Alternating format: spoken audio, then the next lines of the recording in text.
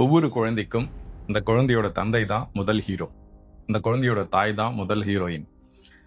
இந்த பெற்றோர்களை பார்த்து தான் ஒவ்வொரு குழந்தையும் தன்னுடைய வாழ்க்கையை வடிவமைத்துக் கொள்கிறது.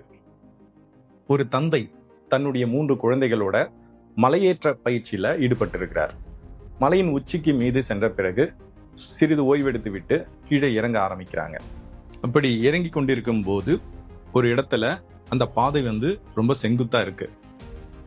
இந்த குழந்தைகள் அந்த பாதையில இறங்குவதற்கு மிகவும் சிரமப்பட்டு பயந்து நின்றுட்டு இருக்காங்க.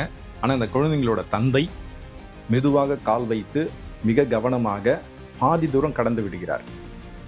அங்க ஒரு மரத்தடியில சிறிது இளைப்பாறலாம் அப்படின்னு சொல்லிட்டு அங்க நிக்கிறாரு. அந்த நேரத்துல சக மனிதர் ஒருவர், ஏற்கனவே மலை இறங்கி கொண்டிருந்தவர், அவரும் அங்க ஓய்வெடுக்கிறதுக்காக நின்றுட்டு இருக்காரு. இவரை பார்த்த உடனே இந்த குழந்தைங்களோட தந்தையிடம், நீங்க செய்தது சரியா?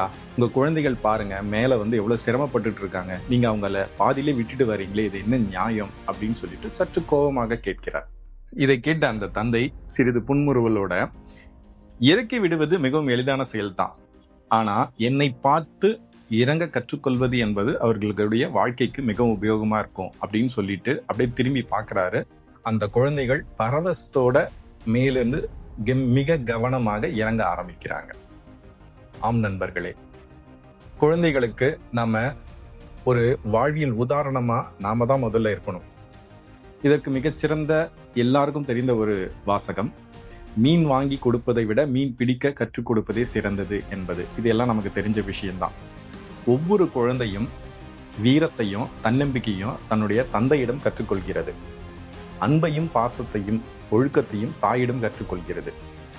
இந்த ரெண்டுமே சரியா அமைந்த குழந்தைகள் அத்தனை பேருமே இந்த நாட்டுக்கும் வீட்டிற்கும் பெருமை சேர்க்கக்கூடியவர்களை. இதை புரிந்து நடந்தால் நம் வாழ்க்கை வெற்றியும் மகிழ்ச்சியும் நிறைந்ததாக அமையும். வெற்றி பெற வாழ்த்துக்கள். நான் சொன்ன இந்த விஷயம் உங்களுக்கு பிடிச்சிருந்தா கமெண்ட் பாக்ஸ்ல ரோல் மாடல் அப்படின்னு சொல்லிட்டு நீங்க மறக்காம கமெண்ட் பண்ணுங்க.